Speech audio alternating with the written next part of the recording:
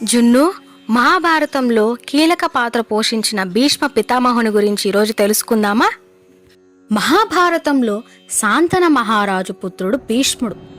ఆయన పూర్వనామం దేవవ్రతుడు. భారత కథలో అత్యంత శక్తివంతమైన, గంభీరమైన, ధర్మనిష్టతో నిలిచిన పాత్ర భీష్మ పితామహుడిది.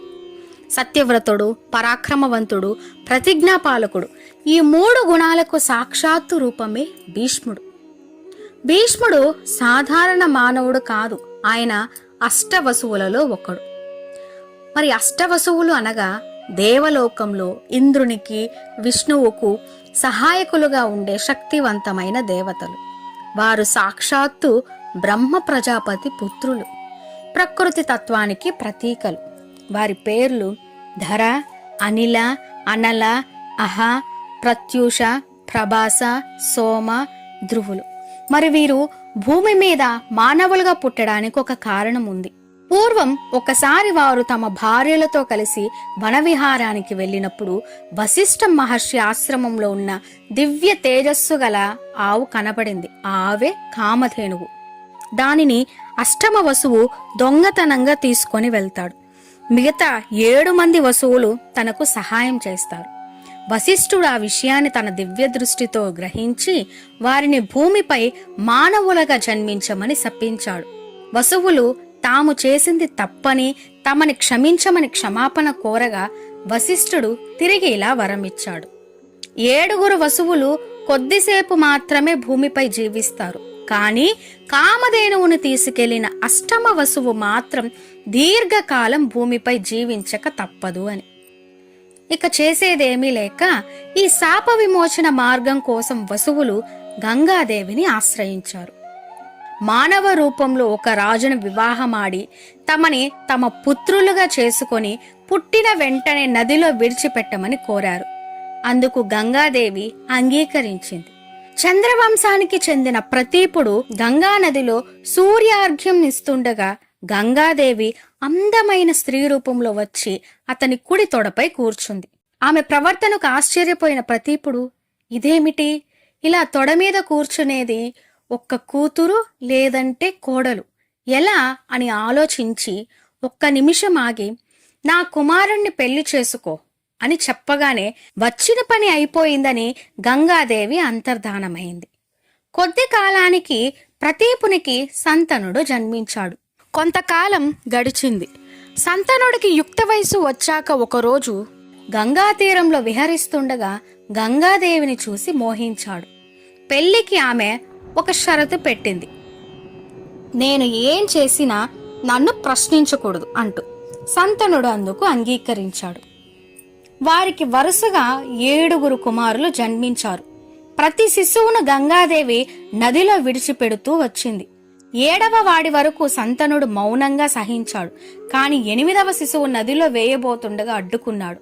అప్పుడే గంగాదేవి నిజం చెప్పి శిశువుని సంతనుడికి అప్పగించి వచ్చిన పని అయిపోయిందని అంతర్ధానమైంది. ఆ శిశువే దేవవ్రతుడు. అతనే మన భీష్ముడు. జీవితకాలం భూమిపై ఉండాల్సిన అష్టమ వసువు. గంగాదేవి పుత్రుడిగా గాంగేయుడు, సంతనుడి కుమారుడిగా శాంతనువుడు అయ్యాడు. సంసార జీవితం పైన కోరికతో తాను మోహించిన సత్యవతిని వివాహమాడాలని నిశ్చయించుకున్నాడు సంతనుడు. సత్యవతి తల్లిదండ్రులను సంప్రదించాడు. అప్పటికే భీష్ముడిని పుత్రుడిగా కలిగిన సంతనుడికి తమ కుమార్తెనిచ్చి వివాహం చేయడానికి వారు నిరాకరించారు. తన తండ్రి ప్రవర్తనలో తేడాను గమనించి మంత్రి ద్వారా తండ్రి కోరికను తెలుసుకొని తానే స్వయంగా తండ్రి వివాహం జరిపించడానికి సిద్ధమయ్యాడు భీష్ముడు. ఈ వివాహం కోసం సత్యవతి తల్లిదండ్రులు పెట్టిన అన్ని ఆంక్షలను అంగీకరించి తాను రాజ్యాధికారం చేపట్టనని, రాజ్య సంరక్షణ బాధ్యతను మాత్రమే స్వీకరిస్తానని, తన పుత్రుల ద్వారా ఎలాంటి అడ్డంకులు లేకుండా ఉండేందుకు గాను అసలు వివాహమే చేసుకోనని భీష్మించి తన తండ్రికి సత్యవతితో వివాహం జరిపించాడు. ఈ భీషణ ప్రతినకు గాను అతడు భీష్ముడు అని ప్రసిద్ధుడయ్యాడు. తన వివాహం కోసం ఇంతటి త్యాగానికి సిద్ధపడిన పుత్రుని చూసి గర్వపడి అభినందించి తాను ఎప్పుడు కోరుకుంటే అప్పుడు మరణం సంభవించే స్వచ్ఛంద మరణ వరాన్ని భీష్మునికి ప్రసాదించాడు సంతనుడు. తన తండ్రి కోసం అతను బ్రహ్మచారిగా ఉంటానని ప్రతిజ్ఞ చేసిన గొప్ప గొప్పవాడు భీష్ముడు. ఇక రథసప్తమి తర్వాత వచ్చే రోజునే భీష్మాష్టమిగా పిలుస్తారు. ఎందుకంటే భీష్ముడు అంపశయ్య మీద ప్రాణత్యాగం చేసిన రోజు ఇదే కనుక. 46 రోజుల పాటు అంపశయ్య మీద ఉన్న భీష్ముడు ఈ రోజున తన ఇష్ట ప్రకారం ప్రాణాలను వదిలాడు. సాధారణంగా తండ్రి బతికి ఉన్నవారు తర్పణాలు ఇవ్వడానికి అర్హులు కారు. కానీ భీష్మ తర్పణం విషయంలో ఆ నియమాన్ని పాటించరు. అంతటి ప్రత్యేక స్థానం భీష్ముడికి ఉంది. భీష్మ పితామహుడికి సంతానం లేకపోయినా మరణించాక ఈనాటికి పితృతర్పణాలు అందుతూ ఉన్నాయి. అంతటి మహత్తరమైన వ్యక్తిగా భారత కథలో నిలిచిపోయిన మహోన్నతుడు భీష్మ పితామహుడు. ఈయనకు ఇంత మహత్యం సిద్ధించడానికి ఆయన గుణశీలాలే ప్రధాన కారణం. మహాతపస్వి అయిన భీష్ముడు పితృభక్తికి, ఇచ్చిన మాట నిలబెట్టుకోవడానికి, శౌర్య సంపదకు ఓ గొప్ప ఉదాహరణ. అంతేకాదు, ఈయన అపారమైన శాస్త్ర విజ్ఞానాన్ని, ధర్మతత్వాన్ని, పరమాత్మ తత్వాన్ని కూడా చక్కగా అవగతం చేసుకున్నాడు. భీష్మునిలోని భగవతత్వాన్ని గ్రహించిన కృష్ణుడు ఈయననెంతగానో ప్రశంసించేవారు. అంపశయ్య మీద ఉన్నప్పుడు కూడా కృష్ణ భగవానుడి ప్రోత్సాహంతోనే సాక్షాత్తు ధర్మదేవత తనయుడైన ధర్మరాజుకు గొప్ప జ్ఞానాన్ని ప్రబోధించాడు భీష్ముడు.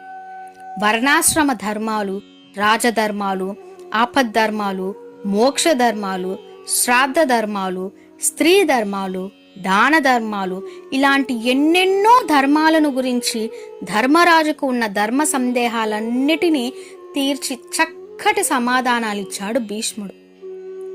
వినగానే ఎవరైనా అర్థం చేసుకోగల తీరులో అవన్నీ మహాభారతం, శాంతి, అనుశాసిక పర్వాలలో నిక్షిప్తమై ఉన్నాయి.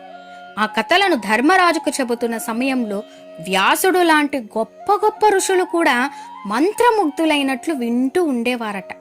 కృష్ణతత్వాన్ని బాగా అవగతం చేసుకున్నాడు కనుకనే కృష్ణుని గొప్పతనాన్ని గురించి దుర్యోధనుడికి సైతం చెప్పగలిగాడు. రాజసూయ యాగ సమయంలో అగ్రతాంబూలం ఎవరికివ్వాలా అని సందేహం కలిగినప్పుడు అక్కడున్న వారిలో దీనికి అర్హుడు ఒక్క కృష్ణుడే అని నిర్ద్వంద్వంగా అందరికీ తెలియజేశాడు భీష్ముడు. కురుక్షేత్ర సంగ్రామంలో అర్జునుడిని రక్షించేందుకు చక్రాయుధంతో తన మీదకు కృష్ణుడు పరిగెత్తుకొస్తున్నా ఆయనను ఎదిరించక ఆయన చేతిలో మరణించే భాగ్యం కోసం ఎదురు చూశాడు భీష్ముడు. అన్నిటినీ మించి భీష్మాచార్యుడు ఆనాడు ధర్మరాజుకు ఉపదేశించిన విష్ణు సహస్రనామాలు ఈనాటికి ప్రజల నాలుకల మీద నానుతూనే ఉన్నాయి. అన్నిటికంటే మించిన విశేషం ఏమిటంటే ఆయన వివాహం చేసుకోలేదు, పిల్లలు లేరు. కానీ ఇలా అపుత్రకుడిగా మరణించినప్పటికీ సంప్రదాయాన్ని పాటించే వారంతా తమ పితరులకు పితృతర్పణాలను ఇచ్చేటప్పుడు భీష్మ పితామహుడికి కూడా తర్పణాలు అర్పిస్తుంటారు. అందరికీ అలా ఆయన పితామహుడు లాంటి వాడయ్యాడు. అంతటి గొప్పతనం కేవలం ఆయన ప్రతిజ్ఞాపాలన, పితృభక్తి, సచ్చీల సంపద వలనే లభించాయి. భీష్మాచార్యుడు అందరికీ ఆదర్శప్రాయుడిగా, మార్గదర్శకుడిగా నిలుస్తున్నాడు.